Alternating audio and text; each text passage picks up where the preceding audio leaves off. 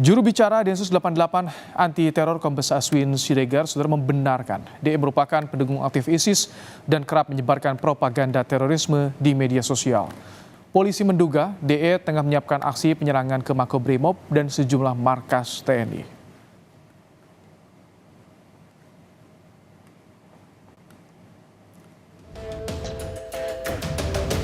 Densus 88 anti teror menggeledah sebuah rumah pegawai PT KAI berinisial DE di Harapan Jaya, Bekasi Utara, Bekasi, Jawa Barat.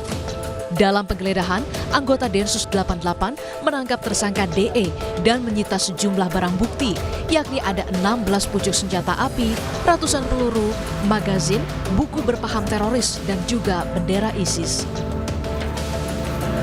Usai penggeledahan, Kapolda Metro Jaya Irjen Karyoto pun datang langsung mengecek lokasi rumah tersangka DE dan barang bukti yang disita.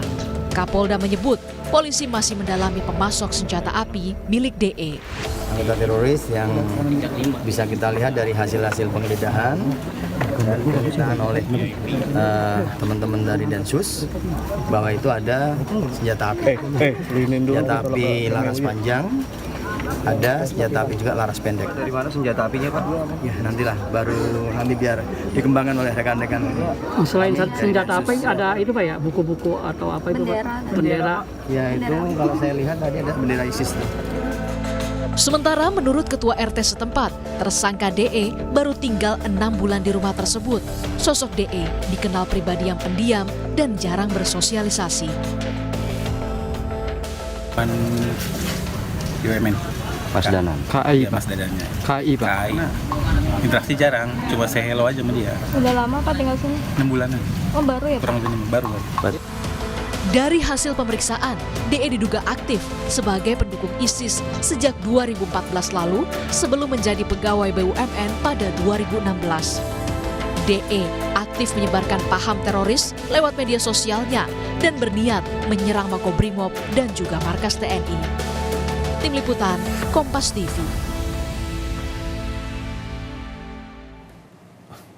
Bagaimana mencegah penyusupan simpatisan teroris di lingkungan perusahaan BUMN? Kita akan bahas bersama Direktur Jaringan Moderat Indonesia, Islah Bahrawi. Selamat petang, Assalamualaikum Mas Islah.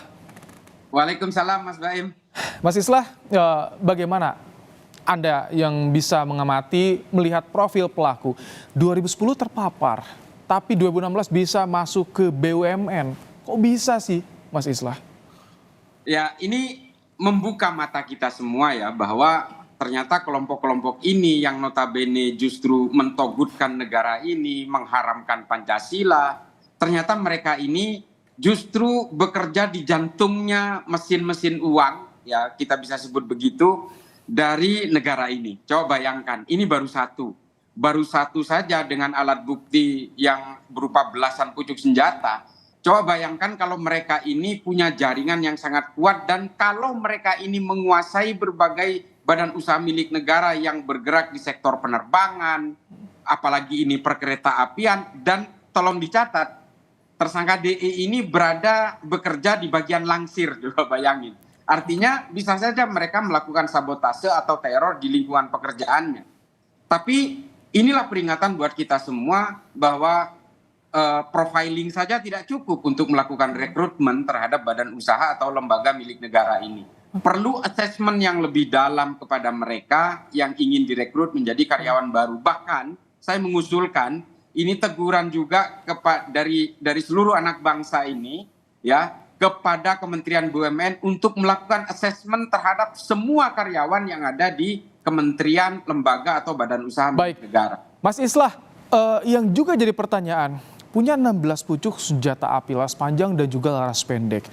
Tadi Anda singgung soal ini dikhawatirkan dalam jaringan. Ini bagaimana untuk mengungkapnya, kan kalau ISIS biasanya hanya sel-sel yang masing-masing di media sosial seperti itu ya Mas Islah? Iya, tapi memang begini, kalau melihat pola kerjanya tersangka DE ini, dia memang bergerak di media sosial. Bisa jadi jaringan yang dia punya di dalam KAI itu mungkin hanya jaringan yang bersifat resiliensi ideologis yang sama. Tapi kalau dalam hal ini sepanjang hari ini interogasi yang dilakukan oleh pihak Densus, saya dapat bocoran dari teman-teman dari Densus bahwa dia ini memang berniat melakukan amalia sendiri, mengumpulkan senjata sendiri, dan dia sudah siap mati. Tujuan dia ini adalah berangkat ke Suriah, tapi dia memahami berbagai hambatan untuk berangkat ke Suriah, sehingga akhirnya opsi B, opsi C yang dia lakukan, menyerbu markas BRIMOB atau markas TNI. Karena dia sudah siap mati ini. Soal pengembangan hal-hal yang lain, siapa penjualnya, siapa yang menyediakan senjatanya, pendanaannya siapa, ini pasti sedang dalam pendalaman. Makanya Densus 88 yang saya tahu hari ini bekerja sama dengan Polda Metro Jaya untuk melakukan pengembangan, karena nantinya akan ada pidana umum dan ada pidana teror. Kalau ada kelompok pemasok, misalnya ada orang-orang yang menjual tapi punya ideologi teror yang sama, pasti akan diseret dengan undang-undang teror. Baik. Tapi kalau sekedar transaksi jual beli biasa mungkin pidana umum. Tapi tentu saja ini semua tidak akan dibiarkan begitu saja. Tadi soal assessment, 2014 berbayat ke ISIS, 2016 masuk BUMN, jadi tidak bisa di tracing atau seperti apa sih untuk bisa masuk ke BUMN? Karena ini tadi bahaya sekali seperti yang Anda sampaikan, Mas Islah. Ya, saya kira dulu mungkin hanya dilakukan profiling saja. Padahal kalau kita lihat di medsosnya tersangka DE ini, sepertinya ada seorang akun yang mendoakan dia dan mendukung dia, yang bisa jadi kalau dilihat di akun Facebooknya tersangka DE ya, ini sepertinya ibunya, tapi kita nggak tahu. Tapi saya hanya melakukan asumsi pribadi ya, kalau melihat dari akun Facebooknya yang ada di Facebook itu memang ada ibu-ibu yang mendoakan dia, mendukung dia, yang bernama Umi siapa itu. Saya kurang tahu. Tapi pada intinya adalah kalau hanya sebatas profiling saja saya kira tidak cukup. Harus betul-betul dilakukan assessment secara mendalam terhadap pemahaman ideologi terhadap setiap orang yang ingin bekerja di lembaga-lembaga atau badan usaha milik negara. Kita tidak boleh terlalu menyimplifikasi persoalan ini. Nanti betul-betul nanti lembaga negara ini justru diisi oleh orang-orang yang punya niatan jahat terhadap negara ini sendiri. Karena kan tadi di berita informasi yang kami peroleh juga bahwa ini aktif di media sosial, dia aktif sebagai karyawan aktif juga di PT KAI. Ada amalia rencana untuk menyerang Makobrimob dan juga markas TNI, Mas Islah. Ya betul. Sesuai pengakuan dia juga terhubung dengan salah satu jaring medsosnya ISIS di Indonesia yang sudah ditangkap oleh Densus 88 kurang lebih sekitar akhir tahun lalu, namanya An-Najiyah. Tersangka DE ini mengakui dia juga aktif di dalam kelompok media sosial ini sebelum mereka ditangkap. Sebelum sayap media sosial digitalnya ISIS ini ditangkap oleh Densus, dia sangat aktif juga di situ. Ini sesuai pengakuan dia, artinya dia betul-betul berusaha menjadi ideolog dan berusaha untuk mempengaruhi orang lewat media sosial dengan cara menunjukkan militansinya melalui senjata-senjata yang dia punya.